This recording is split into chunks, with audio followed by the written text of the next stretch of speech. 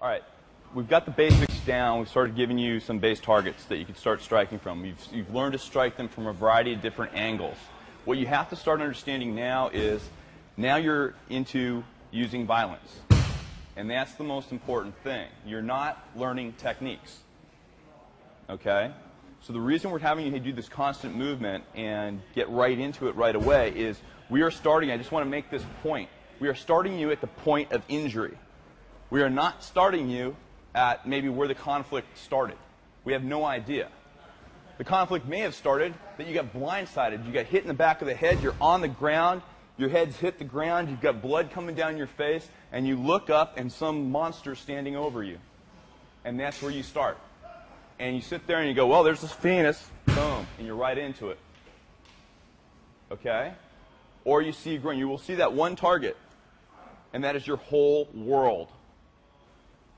Until that target is injured, until you've got that person injured, and what we mean by injury is a spinal reflex reaction. Okay? The person is reacting to the trauma regardless of anything else. Meaning no matter how intense he is, no matter what he wants to do to you, no matter what he's capable of doing to you. At that point, the only thing that he can do is react to the trauma you just delivered. And that's the difference. Because once an injury occurs, you own that person. You own that brain. I got a guy like Chris. I don't want to find out how good this guy is. Okay, and the best way you can stop finding out just how good and capable this individual is create an injury. I know he may be able to do, and I know for a fact he's able to do amazing things if I let him. But if I can just get to that Adam's apple right now first, before he does that, is he's allowed me an opportunity. And I just step in, boom, that's it. At that point, the injuries occurred. Okay? Now, if there's a situation where there is grabbing going, and I'm getting hit, nothing's happened at this point. Why? We're both capable. Am I getting hit? Yeah. Am I being injured? No, not by our definition. So I'm here, and he's pummeling me on the head at that point, and I just sit there and go, oh, groin. Now an injury's occurred. Okay? Lateral side of the neck. Oh. Injury. And then you go right into it.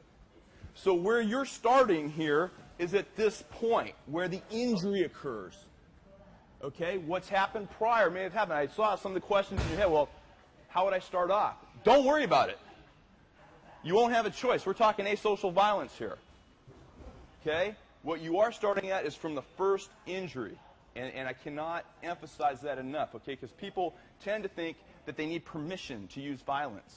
What that means is I cannot, I get this question all the time. Well, you just step up and you hit people. Well, yeah. That's what it's all about. Okay? I'm not here to compete. All right? I am here to do harm to this individual because that's the only thing that's going to get me out of this. Just because I have all this knowledge doesn't give me any special dispensation from violence.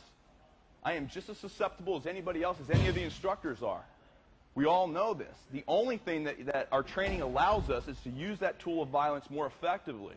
But we all know we have to use it because that's the only way we can control the situation. Because the only way to get out of a violent situation is to be the one doing the violence.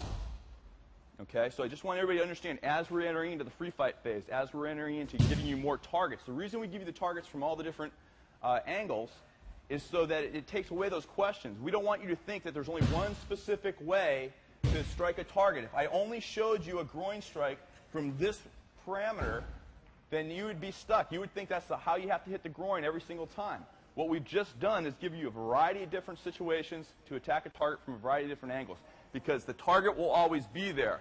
How you're oriented towards that is different. So we put you in different ways so you can see how you can hit the target from different angles and arcs. It's just that simple. But what I don't want to see on the go forward here, I'm going to have you mixed in with some of the mastery students now and working out with them. Okay? What I don't want to see is this hesitation or trying to create a technique, thinking of a technique. I just want you to go from target to target to target. Leave the person non-functional. Okay? Your definition of non-functional is meaning I can safely turn my back on this individual. He is no longer a threat.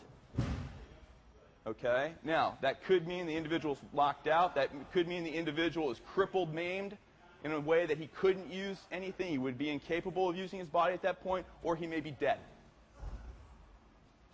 We're not sure, you know, non-functional can be any one of those things. But it's where you feel confident that you can safely turn your back on that individual and either look at other threats or go to safety.